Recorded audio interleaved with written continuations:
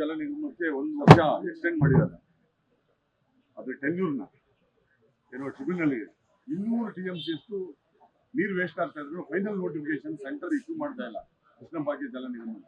ಈಗ ಸರ್ಕಾರ ಏನೋ ಒತ್ತಡ ಆಗಿದೆ ನಮ್ಮ ಶೇರ್ನ ನಾವು ಉಪಯೋಗಿಸ್ಕೊಳ್ಳೋದಕ್ಕೆ ಅಂತ. ಈಗ ಎಕ್ಸ್ಟೆಂಡ್ ಮಾಡಿರೋದು ಕೇಂದ್ರ ಸರ್ಕಾರ. ನಾವು ಎಕ್ಸ್ಟೆಂಡ್ ಮಾಡಿರೋದ್ರ ಬಗ್ಗೆ ವಿರೋಧ ಇಲ್ಲ, ನಮ್ದೇನು ವಿರೋಧ ಇಲ್ಲ. ಆದರೆ ಕೇಂದ್ರ ಸರ್ಕಾರ ಗೆಜೆಟ್ ನೋಟಿಫಿಕೇಶನ್ ಮಾಡಿಲ್ಲ. ಇವತ್ತಿನವರೆಗೆ ಗೆಜೆಟ್ ನೋಟಿಫಿಕೇಶನ್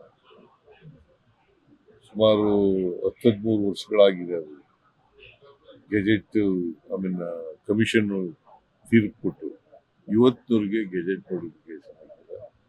ಮತ್ತೆ ಪ್ರಶ್ನೆ ಇರ್ತಕ್ಕಂಥದ್ದು ಇಂಟರ್ಸ್ಟೇಟ್ ಡಿಸ್ಪ್ಯೂಟ್ ಆಂಧ್ರ ಮತ್ತೆ ತೆಲಂಗಾಣ ಅವ್ರಿಗಿರ್ತಕ್ಕಂಥದ್ದು. ನಮ್ಗೇನು ಅಷ್ಟೊಂದು ನಮ್ಗೆ ಏನು ತೀರ್ಪು ಕೊಟ್ಟಿದ್ದಾರೆ ಟ್ರಿಬ್ಯುನಲ್ ಅಲ್ಲಿ, ಆ ತೀರ್ಪಿಗೆ ಗೆಜೆಟ್ ನೋಟಿಫಿಕೇಶನ್ ಮಾಡ್ಲಿಕ್ಕೆ ಯಾವುದೇ ಅಡೆತಡೆಗಳಿಲ್ಲ. ಅದು ಮಾಡ್ತಾ ಇಲ್ಲ. ನಾವು ಅನೇಕ ಸಾರಿ ಭೇಟಿ ಮಾಡಿ ಹೇಳಿದೀವಿ. ನಮ್ ಶೇರ್ ಏನು ಲಾಸ್ ಆಗಲ್ವಾ ಸರ್? ಯಾಕಂದ್ರೆ ನೀವು ಹೈಟ್ ಜಾಸ್ತಿ ನಮ್ ಶೇರ್ ಜಾಸ್ತಿ ಆಗಲ್ಲ. ಬಿಕಾಸ್ ಹೈಟ್ ಜಾಸ್ತಿ ಮಾಡ್ಲಿಕ್ಕೆ ಒಪ್ಕೊಂಡಿದ್ದಾರೆ. ಈಗ 519ರಿಂದ 524.262 ಮೀಟರ್ ವರೆಗೆ ಹೆಚ್ಚಕ್ಕೆ ಒಪ್ಕೊಂಡಿದ್ದಾರೆ. ಸರ್, ಈಗ RCB ಕಾಲ್ತುಂಟು ಪ್ರಕರಣಕ್ಕೆ ಪುನಃ ಅವರು ವರದಿ ಕೊಟ್ಟಿದ್ದಾರೆ. ಅಂದ್ರೆ ಪೊಲೀಸರದ್ದು ತಪ್ಪಾಗಿದೆ ಅಂತ ಇಲ್ಲ, ಇನ್ನೂ ಚರ್ಚೆ ಆಗಿಲ್ಲ ಕ್ಯಾಬಿನೆಟ್ ನಲ್ಲಿ. ಪುನಃ ರಿಪೋರ್ಟು ನಿನ್ನೆ ಸಬ್ಮಿಟ್ ಮಾಡಿದ್ದೀವಿ. ಸಬ್ಮಿಟ್ ಮಾಡಿ ಅದರ ಎಲ್ಲರಿಗೂ ಕೂಡ ಜಿಸ್ಟನ್ನ ಕೊಟ್ಟಿದ್ದೀವಿ. MLA ಎಲ್ಲ ಮಿನಿಸ್ಟ್ರಿಗಳಿಗೆ. ಅವರೆಲ್ಲ ಓದ್ಕೊ ಬಂದು ನೆಕ್ಸ್ಟ್ ಕ್ಯಾಬಿನೆಟ್ ನಲ್ಲಿ ಚರ್ಚೆ ಮಾಡಿ ನಿನ್ನೆ supreme court retired judge Gopal ಗೌಡ್ರು ಹೇಳಿದ್ದಾರೆ SIT ಪ್ರೋಬ್ ಆಗಬೇಕು ಧರ್ಮಸ್ಥಳದ ವಿಚಾರದಲ್ಲಿ. ಯಾಕಂದ್ರೆ ಇವತ್ತು ಕಂಪ್ಲೇಂಟ್ ಲಾಂಚ್ ಮಾಡಿದ್ದಾರೆ, ನಮ್ಮ ಮಗಳು ಇಲ್ಲೇ ಬಂದು ಮಿಸ್ ಆಗಿದ್ದಾರೆ ಅಂತ ಅಂದ್ಬಿಟ್ಟು ಬಹಳಷ್ಟು ಜನ ಕೊಡ್ತಾ ಇದ್ದಾರೆ ಸರ್. ಅದು ನಾವು ಯಾವುದೇ ಗೋಪಾಲ್ ಗೌಡ್ರು ಹೇಳೋದಕ್ಕೆ ಅಥವಾ ಹೇಳದೇ ಇರೋದಕ್ಕೆ ಪರನೂ ಇಲ್ಲ, ವಿರೋಧನೂ ಇಲ್ಲ. ಕಾನೂನು ಪ್ರಕಾರ ಮಾಡ್ತೀವಿ. ಸರ್ಕಾರ ಕಾನೂನು ಪ್ರಕಾರ ಮಾಡಬೇಕು. SIT ಮಾಡಬೇಕು ಅಂತಂದ್ರೆ SIT ಮಾಡ್ತೀವಿ. ಇಲ್ಲ ಇನ್ನ ಇಲ್ಲ. ಪೊಲೀಸ್ ಡಿಪಾರ್ಟ್ಮೆಂಟ್ನವರು ವರದಿ ಆಧಾರದ ಮೇಲೆ ಈಗ ಅವನು ಏನ್ ಮಾಡಿದಾನೆ, 10 ವರ್ಷ ಅಬ್ಸ್ಕಾಂಡ್ ಆಗ್ಬಿಟ್ಟಿದ್ದ. ಅವನು 164 ಸ್ಟೇಟ್ಮೆಂಟ್ ಕೊಟ್ಟಿದ್ದಾನೆ ಪೊಲೀಸ್ ಮುಂದೆ.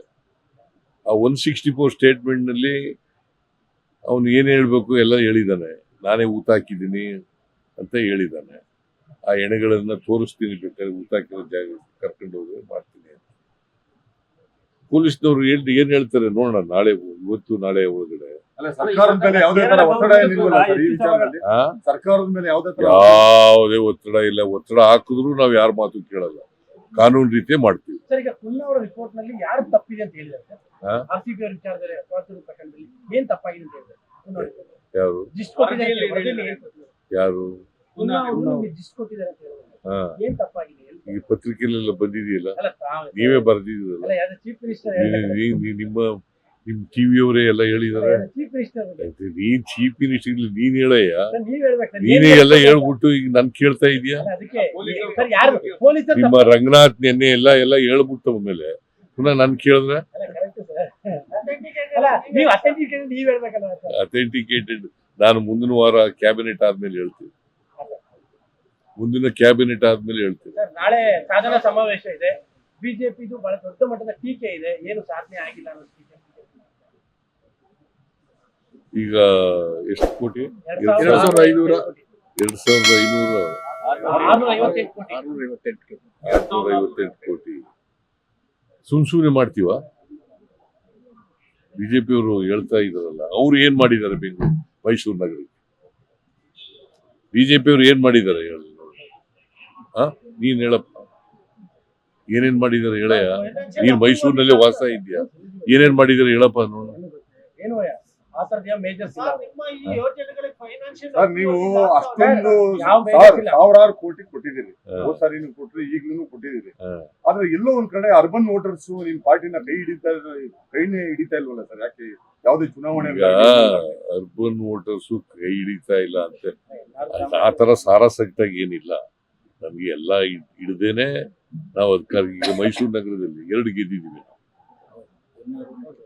ಎನ್ನಾರು ಮತ್ತು ಚಾಮರಾಜ 2 ಗೆದ್ದಿದ್ದೀವಿ. ಹಾಗಾದ್ರೆ ಮೈಸೂರು ನಗರದ ಜನ ಎಲ್ಲ ನಮ್ ಕೈ ಬಿಟ್ಬಿಟ್ಟಿದ್ದಾರೆ ಅಂತ. ಮೈಸೂರು ನಗರದಲ್ಲಿ ಅರ್ಬನ್ ವೋಟರ್ಸ್ ಅಂತ ಹೇಳ್ತಾ ಇದೀವಿ. ಅರ್ಬನ್ ವೋಟರ್ಸ್ ಆಗ್ಲಪ್ಪ, ನಗರ ಪ್ರದೇಶದ ವೋಟರ್ಸ್ ಕೂಡ ನಮ್ಗೆ ಅನೇಕ ಕಡೆಗಳಲ್ಲಿ ಕೈ. ಈಗ ನಾವು ಇದರಲ್ಲಿ ಬೆಂಗಳೂರು ನಗರದಲ್ಲಿ ಎಷ್ಟು ಗೆದ್ದಿದ್ದೀವಿ? ಬೈ ಎಲೆಕ್ಷನ್ ಅಲ್ಲಿ 3 ಗೆದ್ದಿದ್ದೀವಿ. ಬೆಂಗಳೂರು ನಗರದಲ್ಲಿ ಎಷ್ಟು ಗೆದ್ದಿದ್ದೀವಿ?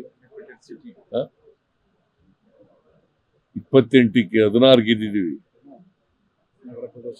ಸರ್, ಈ ಶಕ್ತಿ ಅಲ್ಲ, ಪ್ರದರ್ಶನ ಇದು ಸಿಎಂ ಅವ್ರದ್ದು ಶಕ್ತಿ ಪ್ರದರ್ಶನ, ಸೀಟ್ ನ ಬಿಗಿ ಮಾಡ್ಕೊಳಕ್ಕೆ ಇದು ಯಾರ ಶಕ್ತಿ ಪ್ರದರ್ಶನನೂ ಅಲ್ಲ. ಪಾರ್ಟಿ ಮಾಡಿರ್ತಕ್ಕಂಥ ಕೆಲಸಗಳನ್ನು ಜನರ ಮುಂದೆ ಇಡ್ತಕ್ಕಂಥ ಪ್ರಯತ್ನ, ಇದು ಜನರಿಗೆ ತಿಳಿಸ್ತಕ್ಕಂಥ ಪ್ರಯತ್ನ. ಯಾಕಂತಂದ್ರೆ ಸುಳ್ಳು ಅಪಪ್ರಚಾರ ಮಾಡ್ತಾ ಇದ್ದಾರೆ ಬಿಜೆಪಿ ಅವರು. ಏನು ಮಾಡ್ತಾ ಇಲ್ಲ ಸರ್ಕಾರ. ಗ್ಯಾರಂಟಿ ಯೋಜನೆಗಳನ್ನು ದುಡ್ಡಿಲ್ಲ, ಸರ್ಕಾರದಲ್ಲಿ ದುಡ್ಡಿಲ್ಲ ಅಂತ ಹೇಳ್ತಾ ಇದ್ದಾರೆ. ದುಡ್ಡಿಲ್ಲದೆ ಹೋಗಿದ್ರೆ 2600 ಕೋಟಿ ಮಾಡಕ್ಕಾಗತ್ತಾ? ಬರೀ ಒಂದ್ ಸಿಟಿಗೆ ರೂರಲ್ ಸೇರಿ ಒಟ್ಟು 5,000 ಕೋಟಿ. ಆದ್ರೆ ಸೆಪ್ಟೆಂಬರ್ ಕ್ರಾಂತಿ ಬಗ್ಗೆ ಏನೋ ಕ್ಯೂರಿಯಾಸಿಟಿ ಸರ್. ಸೆಪ್ಟೆಂಬರ್ ಕ್ರಾಂತಿ ಬಗ್ಗೆ ಕ್ಯೂರಿಯಾಸಿಟಿ ಜನರಿಗೆ. ಯಾವ ಸೆಪ್ಟೆಂಬರ್ ಅಲ್ಲಿ ಕ್ರಾಂತಿ ಆಗುತ್ತೆ. ಅವ್ರನ್ನೇ ಕೇಳವ್, ಯಾರು ಹೇಳಿದಾರೆ ಅವ್ರು ಕೇಳಬೇಕು. ನಿಪ್ಪಾಣಿಯವರು ಹೇಳಿದ್ರು. ನಮ್ಮ ಪಾರ್ಟಿಯವ್ರು ಆಗ್ಲಿದ್ರು ಕೂಡ ನನಗೆ ಹೇಳಿಲ್ವಲ್ಲ ಏನ್ ಕ್ರಾಂತಿ ಅಂತ. ಅಲ್ಲ, ಅದೇ ಕ್ಯೂರಿಯಾಸಿಟಿ ಸರ್ ಜನರಿಗೆ. ನೀನ್ ಕೇಳೋ ಅವ್ರಿಗೆ. ಸರ್ ಬೆಂಗಳೂರಲ್ಲಿ 40 ಶಾಲೆಗಳಿಗೆ ಬಾಂಬ್ ಬೆದರಿಕೆಯನ್ನು ಹಾಕಿದ್ದಾರೆ. ಇಂಥ ಪ್ರಕರಣಗಳು ಜಾಸ್ತಿ ಅದಕ್ಕೆ ಗೊತ್ತಾಯ್ತು ನನಗೆ ಬೆಳಿಗ್ಗೆ 40 ಶಾಲೆಗಳಿಗೆ ಅದು ಉಸಿ ಬಾಂಬ ಏನೋ ಅಂತ ನೋಡಿ ಅಂತ ಹೇಳಿದ್ರು ಪೊಲೀಸ್. ಇಂಥ ಪ್ರಕರಣಗಳು ಜಾಸ್ತಿ ಆಗ್ತಾ ಇದೆ ಸರ್. ಇಮೇಲ್ ಕಳ್ಸೋದು, ಫೋನ್ ಮಾಡೋದು ಅಂತ. ಆ ತರ ಅದಕ್ಕೆ ಕಾನೂನು ತರ್ತಾ ಇದೀವಿ. ಈ ಸುಳ್ಳು ಮಾಹಿತಿಗಳು ಕೊಡ್ತಾರಲ್ಲ, ಸುಳ್ಳು ಹೇಳೋದು, ಆಮೇಲೆ ಪ್ರಚೋದನೆ ಮಾಡೋದು, ಇಂಥಕ್ಕೆಲ್ಲ ಕಾನೂನು ತರ್ತಾ ಇದೀವಿ. ಧರ್ಮಸ್ಥಳದ ಪ್ರಕರಣದಲ್ಲಿ ದೂರುದಾರನ ಬಂಧಿಸಬೇಕಾಯ್ತು, ಮತ್ತೆ ಅವನು ಹೇಳಿದ ತಕ್ಷಣ ಕ್ರಮ ಜರುಗಿಸಬೇಕಾದ್ರೆ ಅದ್ಯಾವ ಪೊಲೀಸ್ನವ್ರು ಮಾಡ್ತಾ ಇಲ್ಲ ಅಂತ ಹೇಳಿ ಗೋಪಾಲ್ ಗೌಡ ಹೇಳಿದ್ದಾರೆ. ಏನಂತ ದೂರುದಾರನ ಬಂದು ಕಂಪ್ಲೇಂಟ್ ಆಧಾರದ ಮೇಲೆ ಇಷ್ಟೊತ್ತಿಗೆ ಯಾರಾದ್ರೂ ಅರೆಸ್ಟ್ ಮಾಡಬೇಕಾಗಿತ್ತು, ಏನ್ ಆಕ್ಷನ್ ತಗೊಂಡಿಲ್ಲ. ಕಾನೂನು ರೀತಿ ಮಾಡ್ಬೇಕಲ್ರಿ. ಕಾನೂನು ಬಿಟ್ಟು ಮಾಡಕ್ಕಾಗತ್ತಾ? ಎತ್ತೀತು ಅಂದ್ರೆ ಕೊಟ್ಟೆ ಕಟ್ಟು ಅಂತಾರದ. ನಮ್ಮಲ್ಲಿ ಎತ್ತಿ ಇಲ್ಲ, ಕರು ಹಾಕಲ್ಲ. ಅವರು ಕರು ಎತ್ತೀತು ಅಂತ ಎತ್ತೀತು ಕೊಟ್ಟೆ ಕಟ್ಟಿ ಅಂತಂದ್ರೆ ಕಟ್ಬಿಡೋದ? ಮಾಡ್ತೀವಿ, ಕಾನೂನು ರೀತಿ ಮಾಡ್ತೀವಿ. ಬಿಜೆಪಿ ಜಾಸ್ತಿ ಆಗ್ತಾ ಇದೆ. ಖರ್ಗೆ ಅವರ ವಿಚಾರದಲ್ಲಿ ಪ್ರಧಾನಮಂತ್ರಿ ಹೆಸರನ್ನ ಸೂಚಿಸಿ ಏನು ಅವ್ರ ಖರ್ಗೆ ಅವರು ಏನಾಗಿದ್ದಾರೆ? ACC ಪ್ರೆಸಿಡೆಂಟ್, AICC ಪ್ರೆಸಿಡೆಂಟ್ ಆಗಿದ್ದಾರೆ. ಇವರು ಇದನ್ನ ಹೇಳ್ತಾ ಇರೋರು ಯಾರು? ಬಿಜೆಪಿ ಅವರು. ಬಿಜೆಪಿ ಅಲ್ಲ, ವಿಜೇಂದ್ರ ರಾಜ್ಯಾಧ್ಯಕ್ಷ.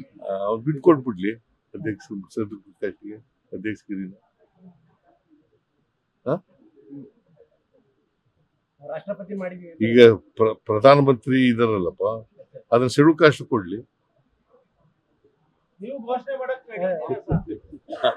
ನಮ್ಮಲ್ಲಿ ಎಲ್ಲರೂ ಆಗಿದ್ದಾರೆ. ಸುಪ್ರೀಂ AICC ಕಾಂಗ್ರೆಸ್ ಮಾತ್ರ ಸಂವಿಧಾನಬದ್ಧವಾಗಿ ಸಾಮಾಜಿಕ ನ್ಯಾಯಕ್ಕೆ ಬದ್ಧವಾಗಿರ್ತದೆ. ಲೇಟೆಸ್ಟ್ ಹಾಗೂ ಇಂಟ್ರೆಸ್ಟಿಂಗ್ ಸುದ್ದಿಗಳಿಗಾಗಿ ಬಾಸ್ ಟಿವಿ ಕನ್ನಡ ಚಾನೆಲ್ನ ಸಬ್ಸ್ಕ್ರೈಬ್ ಮಾಡಿ. ಹಾಗೆಯೇ ಬೆಲ್ ಐಕಾನ್ ಪ್ರೆಸ್ ಮಾಡಿ. ಇದರ ಜೊತೆಗೆ ಫೇಸ್ಬುಕ್, ಇನ್ಸ್ಟಾಗ್ರಾಮ್, ಎಕ್ಸ್ನಲ್ಲೂ ಮಿಸ್ ಮಾಡದೆ ಫಾಲೋ ಮಾಡಿ.